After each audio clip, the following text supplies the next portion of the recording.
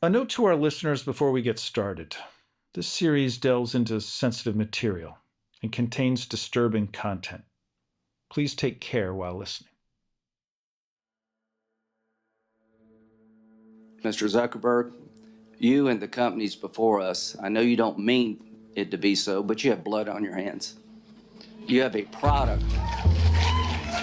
You have a product that's killing people. When we had cigarettes killing people, we did some about it, maybe not enough. You're going to talk about guns, we have the ATF. Nothing here. There's not a damn thing anybody can do about it. You can't be sued. Now, Senator Blumenthal and Blackburn, who've been like the dynamic duo here, have found emails from your company where they warned you about this stuff, and you decided not to hire 45 people that could do a better job of policing this. So the bottom line is you can't be sued. You should be. And these emails would be great for punitive damages. But the courtroom's closed to every American abused by all the companies in front of me. Of all the people in America we could give blanket liability protection to, this would be the last group I would pick. It is now time to repeal Section 230. There was a Senate hearing on this issue at which, Mark Zuckerberg was grilled extensively.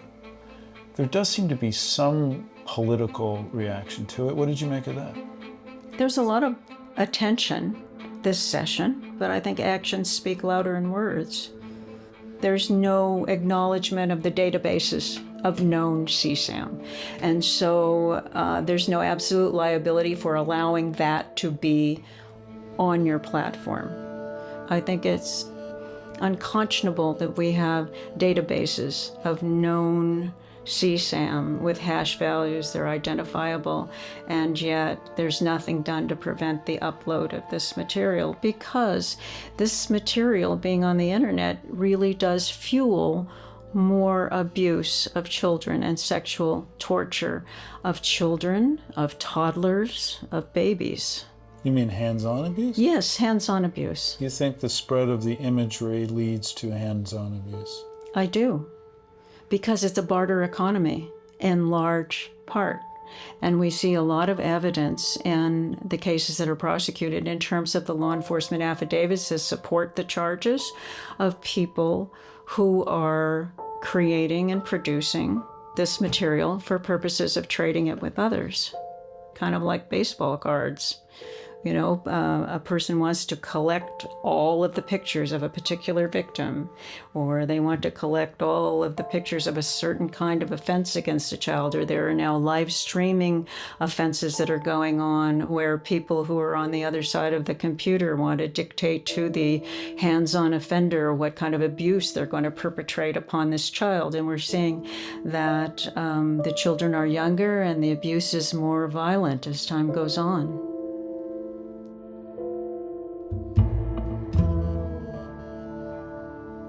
"24 hours a day, 7 days a week, Project Arachnid crawls the internet, scanning thousands of images every second.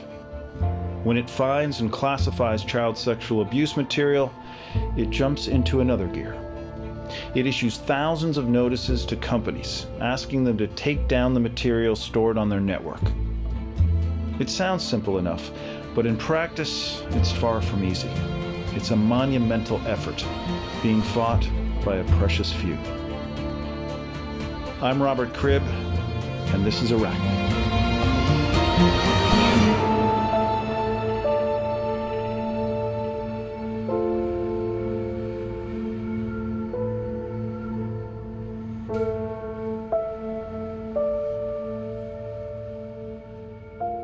Carol Hepburn is a lawyer based in Seattle. Her law firm is called Savage, named for one of the partners.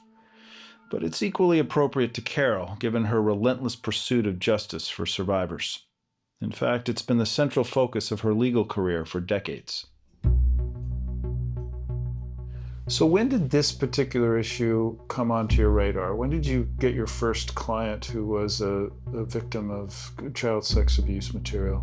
It was in 2008, and it was really serendipitous. I got a phone message, It said my daughter has been abused by her father and that there were images that were made of it. And when I went to law school and when I was a prosecutor, we didn't have the internet. And we didn't prosecute any child pornography crimes. So it was not something that I really knew immediately what the remedy would be. But by that point in time, I had been a prosecutor, I'd been a criminal defense lawyer. And so this mix of experience I had, I think, was a good foundation from which to try and figure out this problem that was brought to me, you know. But I find it very rewarding. Why rewarding? It all feels incredibly dark. Why do you find it so rewarding? Well, because there are few people, I think, that these particular survivors can turn to.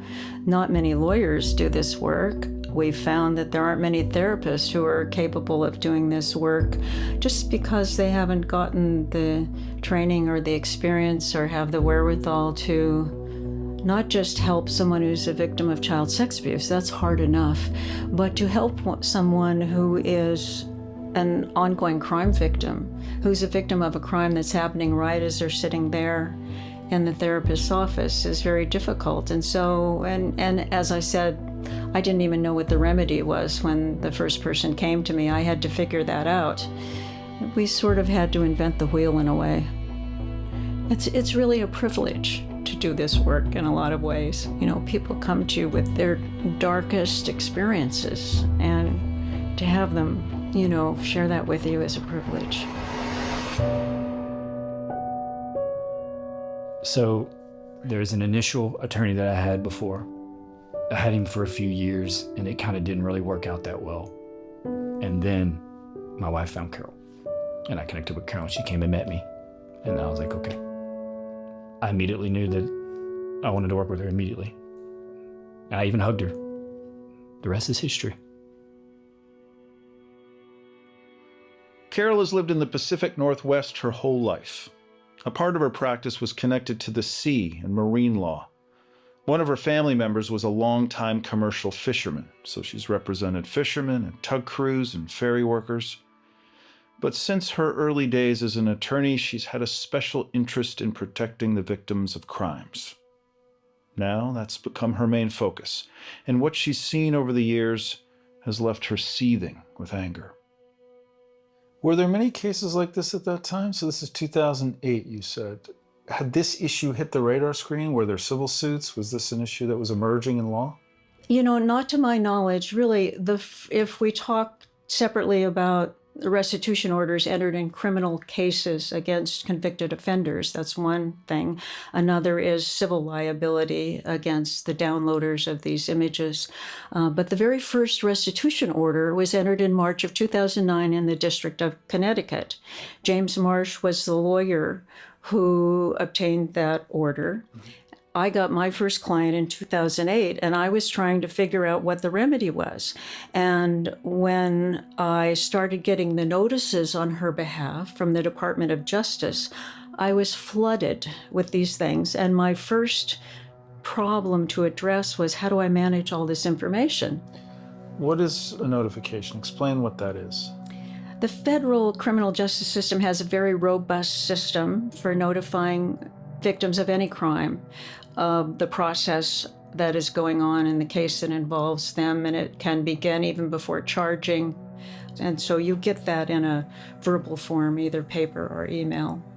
So for child sex abuse victims, it comes in the form of a letter or a notice or an email that identifies when their material had been accessed.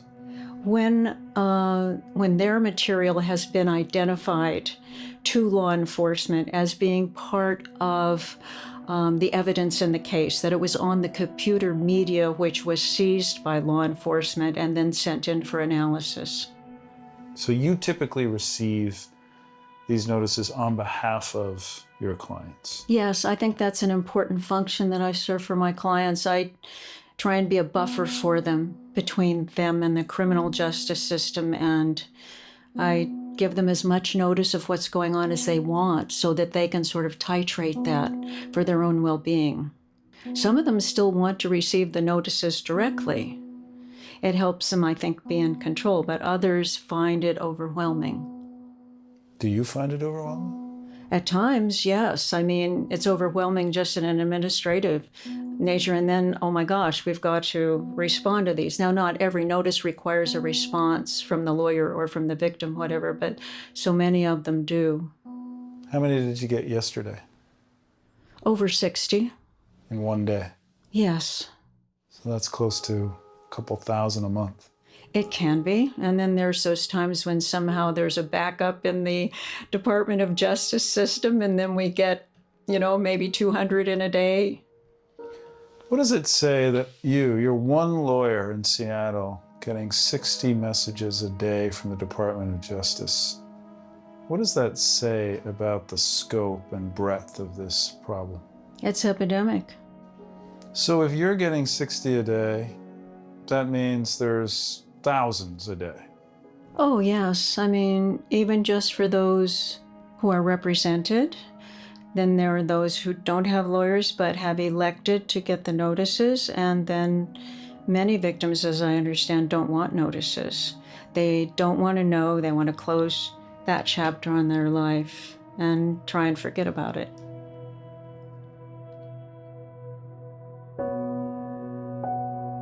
The very first letter that I got, it just told me that there was this one case, at least that's the way I understood it when I read it, that I was involved in, and that I should seek restitution or at least write a statement about it. But the moment I signed that and sent it in, I just started getting stacks. I don't know if it's backlog. I don't know, but I'm not even exaggerating. And my wife can corroborate it. Stacks from every single state in the USA. I even got them from military bases in other countries, US military bases. And then it dawns on me that my worst nightmare has occurred. That this had spread everywhere, and that anyone at any time could go and view it if they wanted, and that I am never, ever going to escape from it. I was expecting I'd get one, every so often. I was not expecting to get so many a week. And we started dreading going to the mail because sometimes there'd be 5 notifications in there. We started getting laundry baskets full of these notifications because we didn't know what to do with them. We knew they were important and we shouldn't throw them away, but it was also hard to open them. And so they just piled up. And even just receiving those images, seeing the laundry baskets full, we got to the point where we couldn't open the closet that had the laundry baskets full of the notifications because it was just such a horrifying thing to see, and to know that every single one of those was an individual who had been caught with these, and that they don't catch nearly everybody. So if these are the people who have been caught, how big is this problem in my life? How many people are viewing these most horrible moments of my life? And that reality has affected my life in so many ways. I thought that maybe at some point there would be an end. And there's still not an end, and I'm still dealing with this on a regular basis, and I don't know if there will ever be an end. And so that's one of the hardest things to learn to live with too, because it's not a thing in the past that you recover from. It's a thing that you're constantly dealing with, and you have to learn how to cope with, but it's like an impossible situation.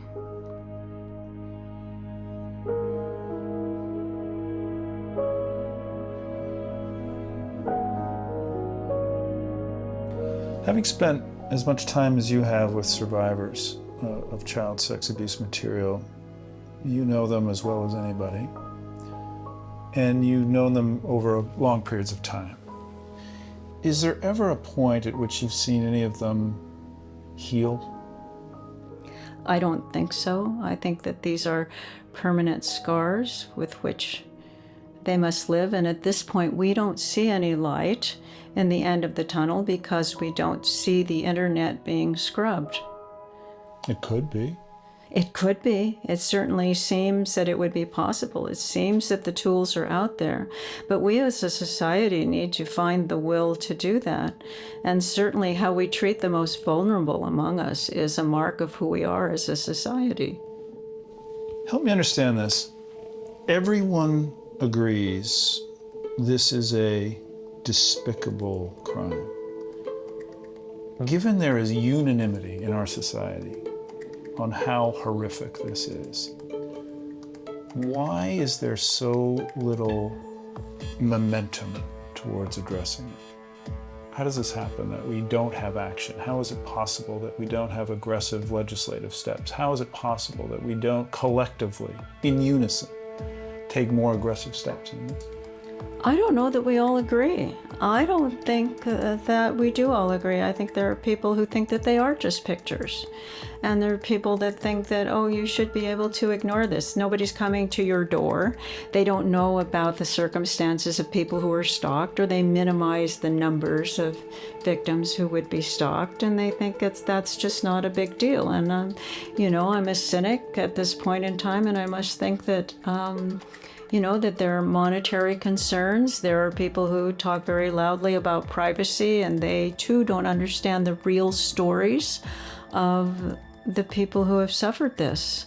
They don't understand the rational basis for the paranoia of those who are concerned about some perpetrator knocking on their door or running away with their own children. Okay, so respond to those who will say any steps, any measures taken to in any way monitor or control my use of the internet constitutes a flagrant violation of my privacy and my freedom of speech. What do you say to that? Do you try to prevent malware from being on your computer?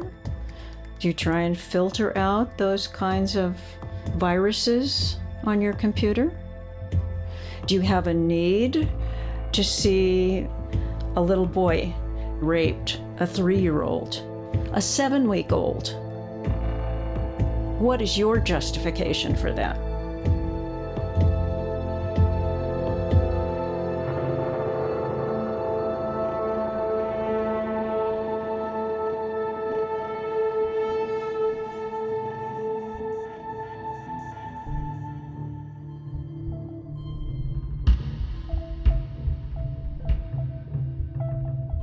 Through Project Arachnid, we are under the hood of the internet. We see what's happening. So we need to arm those legislators or people who have power with the evidence of the crimes. Leanna likes to refer to Arachnid as the evidence catcher. She sees it as a way to uncover online sexual abuse, prove it's a problem, and force accountability with the companies who are hosting the material. But Leanna and her team don't just uncover online sexual abuse. Sometimes they see it happening in real time, staring into the kind of human depravity that would terrify most of us. What's a really bad day? There are bad days. It would, depend. There could be a very sort of egregious thing that we come across. Let's say, for example, tied to an infant. Like 3 weeks ago, I was in the dark web doing some of my safety planning, and I came across a couple things that were tied to a 7-week-old baby being terribly abused. So typically what happens is if someone comes across new material, wherever it may have been posted, then it is uploaded to Interpol's child abuse database. And then investigators wherever can start working on it. Janelle Blackadar is one of Canada's top child exploitation cops. She first joined the Toronto Police Service in the mid-90s, working in the drug squad. But for the past 20 years, she's put her detective skills to use protecting kids. She tracks online criminals, She pretends she's one of them to get into their world. She pores through images of exploited kids, looking for clues. Slowly, she gathers evidence. She often works with officers dotted across the planet.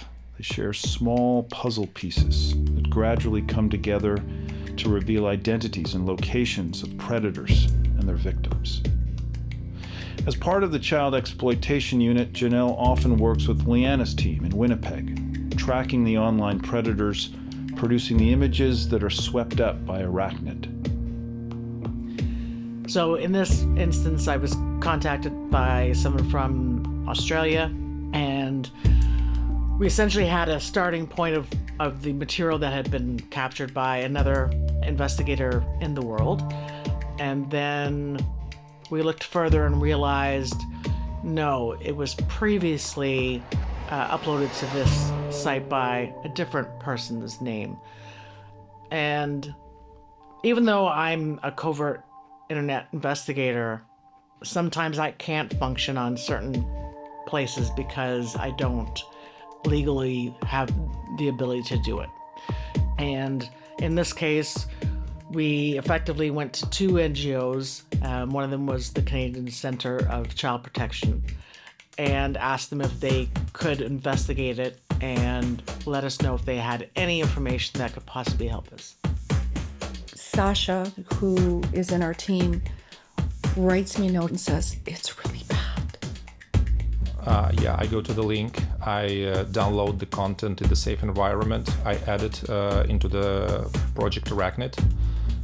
So I see the really bad content with a young toddler that being molested or being abused. I don't know by whom, by his parents or her parents, or by some other stranger who got access to this kid. So we don't know that yet, but we need to take down this content.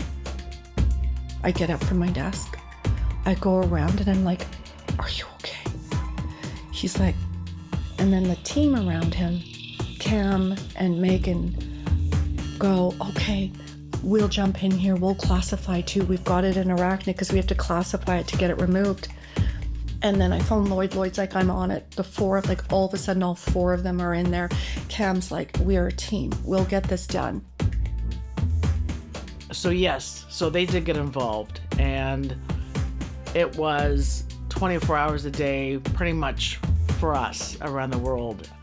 I know I was on the communications, every couple of hours over 24 hours a day, investigating the clues. And we just kept pulling them out and giving support and figuring out a direction. So that Friday, I'm like, Jesus. So at the end of the day, I have them all come into my office and we just have a beer. And I'm like, you know what? This is just good to talk about things before we go into the weekend. And that whole weekend, I was just, the whole time, I'm like, stewing all weekend. Then I come in, I'm like, Stephen, we have to get on the phone with Toronto Police Services, just make sure. Then he comes into my office, I guess 3 days later, and he opens the door and he's like, the baby's been rescued. The result came in, I think it was the Wednesday night, and my phone just kept going all night long. And I'm like, what's happening? And I started checking the messages, and I think I had 93 woohoos. You know what I mean? Amazing job, because they finally identified the offender and were making a plan to go in. The baby was in a state in the United States. And I basically, I've got my general counsel, people in my office, I just went, oh. And I was like, and there was another baby with the baby. And so it was this moment that we kind of it wasn't, I think they had identified the baby was already on the grid, but it was this idea that people are on this, right? We are doing this baby is not going to die.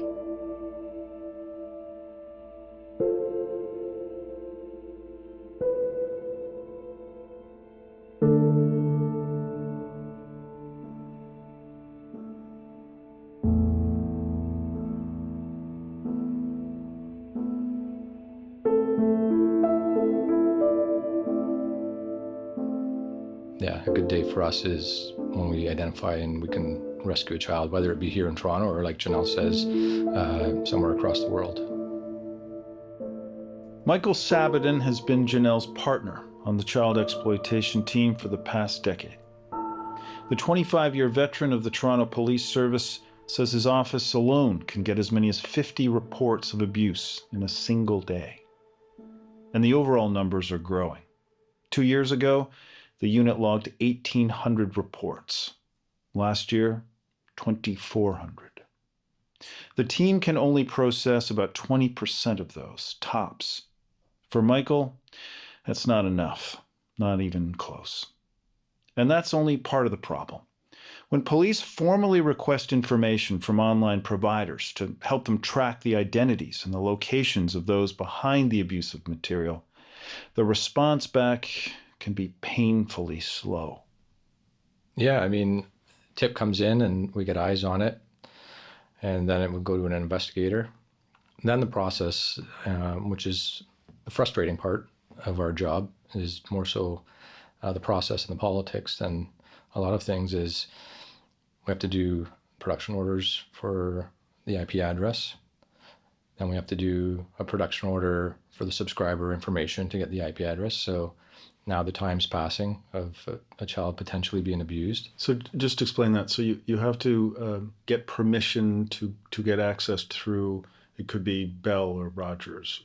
So we'll have the imagery, we'll have the file, and then based on the IP address, if we want to see where that IP address comes back to, the house or the basic subscriber, then we write a production order to get that information from Bell or Rogers or whatever company it may be. Yep. Unfortunately, there's a lot of companies that will wait 30 days to give us the information. Is that right? Yeah. So that sounds infuriating to me. So you have credible reason to believe that there's child abuse occurring. You now are in possession of an IP address. You go produce the proper paperwork, the legal paperwork, to get access to it. What is effectively an address, right? You're looking for an address. And you're saying that there's companies that will hold on to that request for 30 days? I don't know their process. I don't know whether they hold on to it or if they're just that busy that they can't get to it. But clearly there is a sense of urgency here that's communicated. In my mind, all child sexual abuse investigations are urgent, but I think part of the problem is it's almost being too normalized now. That it's not an urgent problem, unfortunately. What about dealing with the platforms, the big tech platforms? What's been your experience with the biggies, the Facebooks and the Metas and Instagrams, Snapchat? Generally, a lot of the companies are trying to do more to help. But again, a lot of the companies are in the States as well. So when we need to get information, there is another process that we need to go through to get that information. And that process takes 8 months to a year for us to get the information. So then it becomes real stale, which is very frustrating.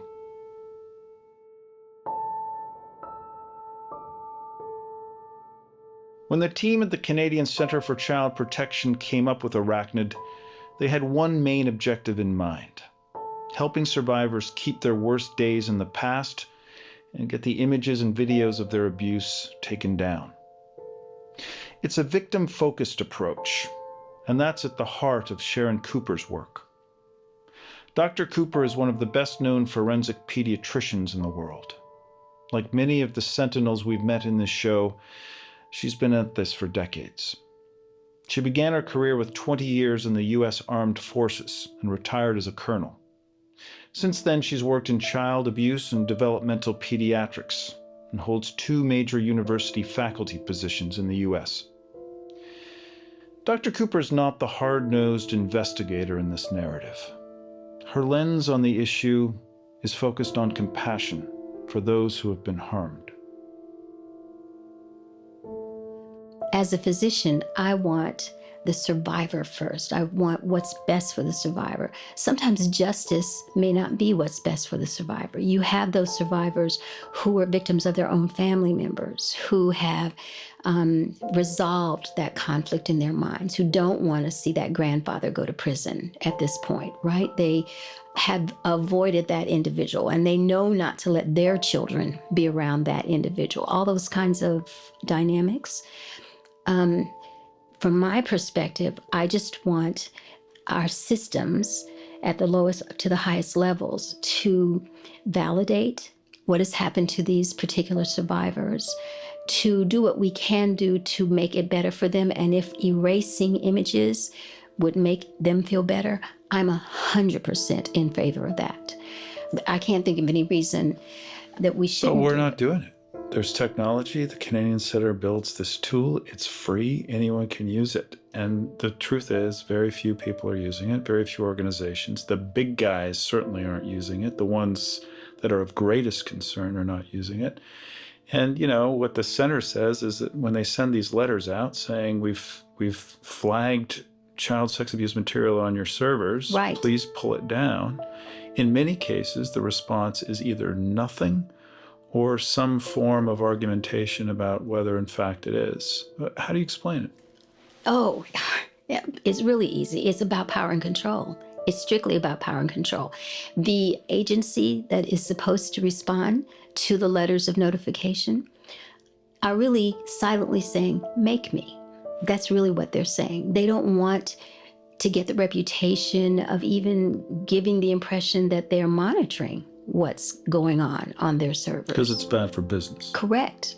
And they're more than willing to, you know, take the hit for, oh, yeah, we did have a few images. We can probably, you know, get those off of our servers. But they're not going to clean house all the way.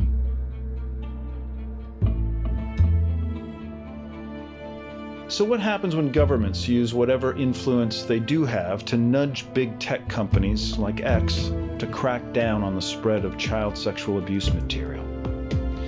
Well, things can get ugly. Elon said, F you, you're the Australian censorship commissar, you're an unelected bureaucrat, you're trying to censor the global internet, and essentially issued a dog whistle to 200 million of his users. I get death threats, I have to change my movements, you know, I need police protection in some situations. So I didn't enter into this situation expecting any of this, but I have a job to do, and that is to protect the online safety of Australians. And that emboldens me more to continue doing what is right and fighting hard. That's next time on Arachnid.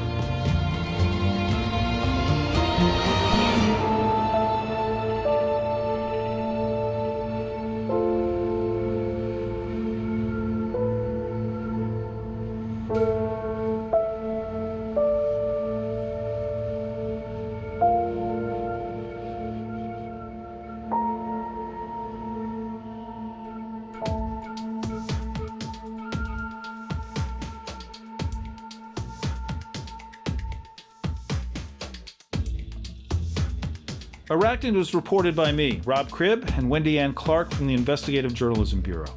Written and produced by Bruce Edwards and Suzanne Reber. Allison Leighton Brown composed our theme and original music. Mix and sound design by Bruce Edwards. Data sonification by Michael Corey. Field recordings by Shahriar Tajvidi and Bruce Edwards. And Jasmine El-Kur designed our artwork. Arachnid was created by our executive producer, Suzanne Reber. Our show is a production of TVO Today in collaboration with Piz Gloria Productions, the Investigative Journalism Bureau, and the Toronto Star.